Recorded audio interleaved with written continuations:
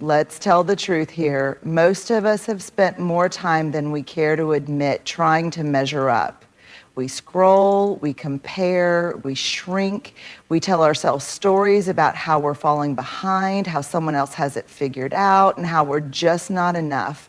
But here's the thing, comparison isn't just exhausting, it disconnects us from our own story, our own truth, and our own worth. Learned that when we focus on others, on their progress, their opinions, their highlight reels, we lose sight of what we actually want. We start chasing someone else's version of success, and somewhere along the way, we forget that we were never supposed to be them. We were always supposed to be us. You are not behind, you are not too late, you are not broken, you are becoming. In your own time, on your own terms, and that starts with tuning out the noise and turning inward, with asking what matters to me. Not what looks good, not what will keep people comfortable, but what feels true. That kind of focus takes courage. It's easier to perform than to be present. It's easier to chase applause than to cultivate peace. But self-focus, real self-focus, is not selfish. It's sacred. It's how we come home to ourselves. When you stop chasing validation, you start building self-trust. And self-trust is the foundation of everything good. Boundaries, resilience, joy, rest, love. We can't create lives that are meaningful if we're constantly outsourcing our worth. Let's pause here and name something we all wrestle with: comparison. It doesn't knock on the door politely. It barges in uninvited, armed with someone else's success, someone else's beauty, someone else's perfectly curated life. And just like that, we start to shrink. Our joy gets quieter. Our confidence becomes shaky. Our own journey, which might have felt beautiful and enough just a moment ago, suddenly feels small and inadequate. Comparison doesn't motivate us, it manipulates us. It convinces us that our worth is conditional, that it depends on where we stand next to someone else, that their light somehow dims ours, that if they're ahead, we must be behind. But that's not truth, that's fear talking. And here's the real cost. Every time we compare ourselves to others, we trade authenticity for approval. We abandon who we are in the hope of becoming who we think we should be. We mute our voices, question our paths, and forget that we're allowed to be a work in progress. We try on lives that don't fit us and wonder why we feel like we're suffocating. Authenticity can't breathe in the presence of constant comparison. It needs room for imperfection, room for individuality, room for honesty. It requires that we show up fully as ourselves, not as a mirror of someone else's highlight reel. When we stop comparing, we begin to return to ourselves. We remember that our story matters, not because it's flashy or flawless, but because it's real, because it's ours. And that's the kind of joy that lasts. Not the kind we get from applause, but the kind that comes from being aligned with who we truly are. So the next time comparison shows up with its clipboard and scoreboard, let's recognize it for what it is: a distraction from our own magic, a thief. And then gently but firmly choose to focus on our own lane, our own pace, our own, because joy lives there. And so does freedom. You're in your own timeline. We live in a world obsessed with timelines. By 25, you should have this. By 30, you should be that. By 40, you better have it all figured out. And if you don't, well, it's easy to feel like you're falling behind in a race you never signed up for. But here's the truth. You are not behind. You're on your own timeline. Life isn't linear, growth isn't predictable, healing doesn't come with a calendar, and joy doesn't only show up for the people who check the boxes on time. It's so easy to look around and feel like you missed something, like you should have gotten there already, like you're late to your own life, but we forget the path we're on isn't broken. It's just ours. And that means it's going to look different. It's supposed to. We don't all bloom at the same time. Some of us take a little longer to trust, to heal, to figure out what matters.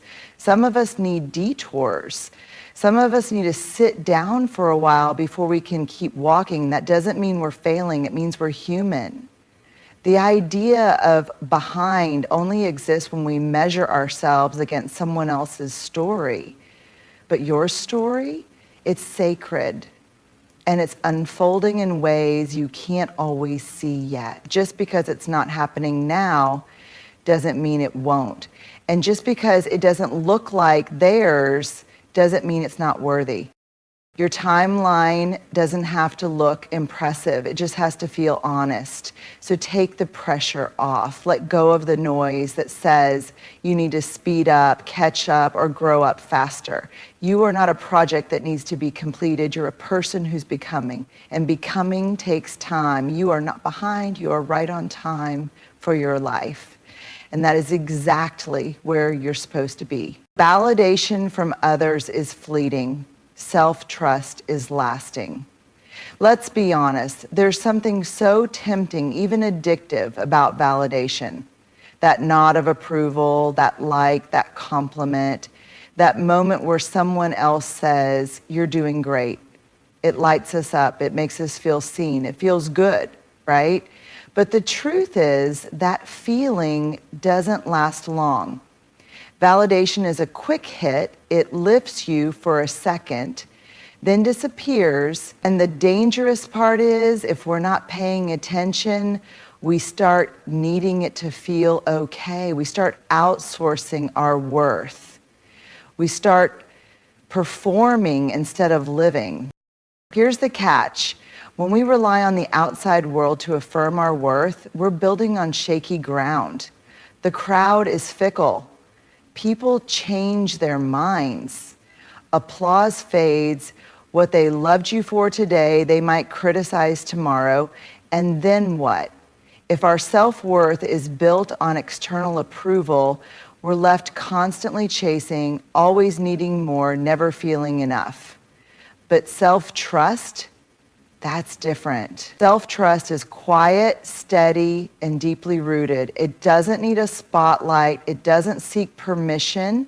It says, I know who I am and I know what I value, even when no one's clapping. Building self-trust means learning to listen to your own voice, even when it contradicts the crowd. It means standing in your truth, especially when it would be easier to blend in. It means making decisions based on alignment, not applause. It means looking inward and saying, I choose me, even when no one else does. And yes, that kind of inner trust takes time. It takes boundaries. It takes messing up and still showing up. It's built through courage and consistency, not perfection. But when you build that trust with yourself, it changes everything. Because now you're not tossed around by every opinion. You're not waiting for others to validate your worth. You're rooted in it. You're grounded, whole, free. So let them cheer or don't. Let them approve or not. That's not where your peace lives anyway. Because when you stop chasing validation and start building self-trust, you don't just find confidence, you find home in yourself. Focusing inward is not selfish, it's sacred. Somewhere along the way, many of us were taught that putting ourselves first is selfish, that taking time to check in with our hearts, to honor our boundaries, to care deeply for our own well-being is somehow self-centered. We were told that good people are always available, always giving, always showing up for others, even when it costs them their peace. But let's get honest. What kind of love are we offering the world if it's coming from a place of depletion? What kind of presence can we bring if we've been absent from our own lives? Focusing inward isn't selfish, it's sacred. It's the act of returning to yourself, of creating a space within that isn't cluttered by the noise, the expectations, or the endless demands from the outside world. It's choosing to listen, not to prove anything to anyone, but to understand what you need, what you believe, and what you want your life to stand for. When we focus inward, we're not turning our backs on others. We're grounding ourselves so we can show up more fully, more honestly, more sustainably. You cannot pour from an empty cup. And you were never meant to be a never-ending source of output. You are a human being, not a human resource. This inner focus is where clarity lives. It's where we uncover the quiet whispers of our intuition. It's where we remember what actually matters. Not what looks good, not what earns applause, but what feels aligned. And when we live from that place, our relationships deepen, our decisions sharpen, our capacity to love expands. It's not selfish to rest. It's not selfish to say no. It's not selfish to spend time healing, reflecting, creating, or simply being. That's sacred work. That's soul work. That's the kind of work that doesn't get seen on the surface, but transforms everything underneath. So if the world tells you to hustle, to prove, to keep everyone else comfortable at the expense of your own truth, pause, breathe, and come home to yourself. You are not selfish for focusing inward. You are brave, you are wise, you are tending to something whole. Let me know if you'd like the next one. Healing starts when we stop performing and start belonging to ourselves. Healing starts when we stop performing and start belonging to ourselves. So let's tell the truth. Most of us learned how to perform long before we learned how to be. We learned how to smile when we were breaking inside. We learned how to be agreeable when we wanted to scream. We learned how to play roles, the achiever, the helper, the strong one, the one who has it all together. Performance became survival. It was how we earned love, how we stayed safe, how we avoided rejection. But somewhere along the way, the mask became heavy. The act stopped feeling like protection and started feeling like a prison. And even though the world may have applauded who we pretended to be, deep down we knew something was missing. That's where the healing begins. Healing doesn't start when life gets perfect. Healing begins when we stop performing and start belonging to ourselves. And that's a radical shift. Because belonging to yourself means showing up as you are, not who others want you to be. It means telling the truth, even when it makes people uncomfortable. It means loving the parts of you that we're taught to hide. It's in that brave return to your own heart that things begin to soften. When you stop performing, you stop hustling for worthiness. You start realizing you've been worthy all along. You stop editing yourself for approval and start embracing yourself for truth. You begin to take off the layers of should and supposed to, and what's left underneath isn't lacking, it's liberated. And sure, belonging to yourself is messy. It means making choices that others won't always understand. It means letting go of applause and choosing alignment instead. But it also means peace, it means freedom, it means finally coming home. Because there's nothing more healing than being fully seen and fully loved, first and foremost, by yourself. So if you're tired of performing, if you're exhausted from keeping it all together, hear this. You don't have to earn rest. You don't have to audition for acceptance. You don't have to wear a mask to be loved. You are allowed to belong to yourself fully, unapologetically, tenderly. And that right there is where healing truly begins. Ready for the last one? When we focus on ourselves, we give others permission to do the same. It's easy to fall into the trap of thinking that our actions are isolated, that what we do or don't do only impacts us. But the truth is, we are all deeply connected. Our energy, our choices, our presence, and even our silence ripple out into the world. They influence the spaces we occupy, the people we love, and the lives we touch. And often, without realizing it, we give others the message of how to live by the way we choose to live. So when we focus on ourselves, when we take the time to nurture our hearts, our bodies, and our minds, we're not being selfish. We are, in fact, modeling the kind of self-respect and self-care that others need to see. When we prioritize our needs, we are showing the world that it's okay to do the same. When we focus on ourselves, we give others permission to do the same. Think about it. How many times have you felt guilty for taking a break, for saying no, for carving out time to just be with yourself?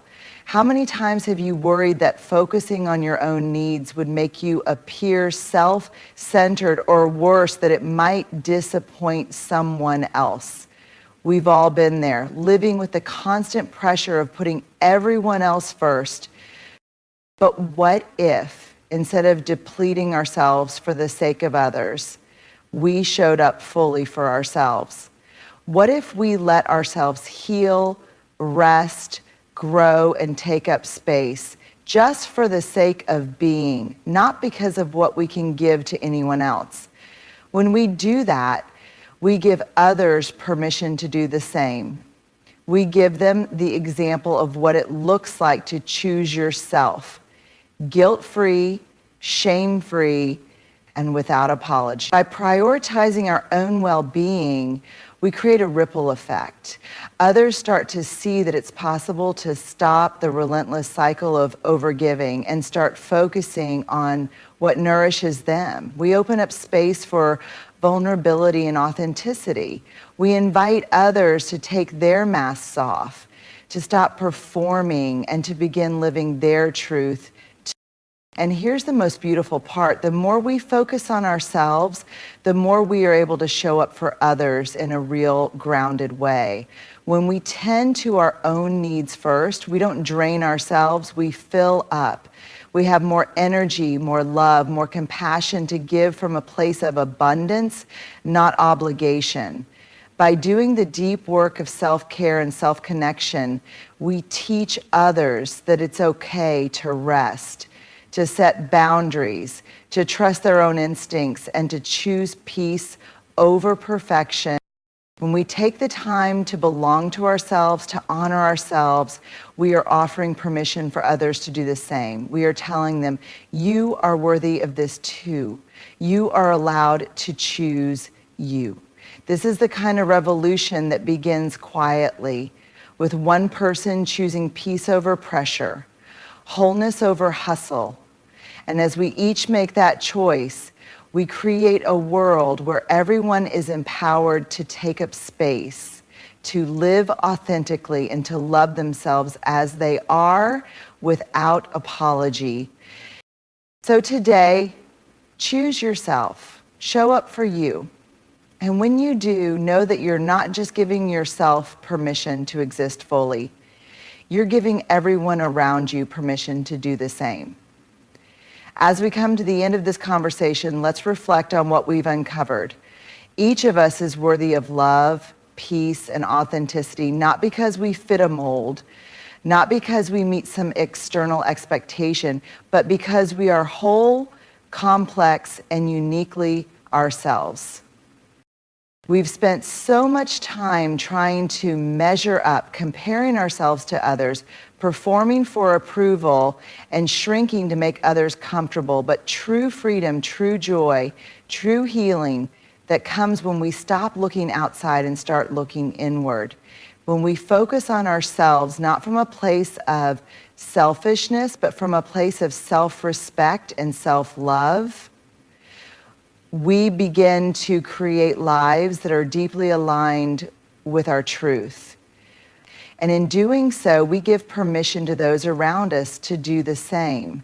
We lead by example, showing the world that it's possible to live authentically without fear of judgment and with the courage to embrace every part of who we are.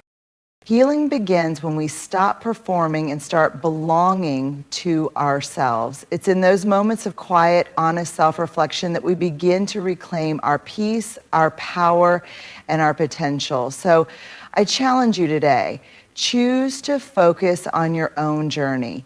Step away from the noise of comparison, the pull of external validation, and the pressure to be anything other than who you truly are. You are not behind. You are not incomplete. You are on your own timeline, and that is exactly as it should be. And in doing this work for yourself, you'll find that it's not just your own life that changes. It's the lives of everyone around you too. Because when we choose to focus inward, we give others permission to do the same. May we all find the courage to embrace ourselves fully and without apology, because when we do, we are not only healing ourselves, but we're helping to heal the world, one small, brave choice at a time. Okay, Auntie.